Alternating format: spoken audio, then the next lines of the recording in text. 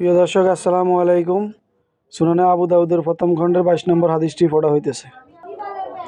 আব্দুর রহমান ইবনু হাসানাহ হইতে বর্ণিত, তিনি বলেন, আমি ও আমার ইবনু আস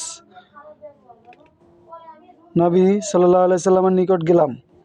তিনি সাথে একটি ডাল নিয়ে বের হলেন এবং সেটি আড়াল বানিয়ে পেশাব করলেন। আমরা বললাম, দেখেন, তিনি মহিলাদের ন্যায় লুকিয়ে লুকিয়ে প্রস্রাব করছেন। তিনি এক কথায় শুনে বললেন, তোমরা কি জানো না বনী ইসরাইলের এক ব্যক্তি কি অবস্থা হয়েছিল? তাদের কারো যদি কোথাও পেশাব লেগে যেত তাহলে তারা ওই স্থানও কেটে ফেলত। অতঃপর ওই ব্যক্তি তাদের এরূপ করতে নিষেধ করেছিল বিধায় তাকে কবরের শাস্তিও দেওয়া হয়।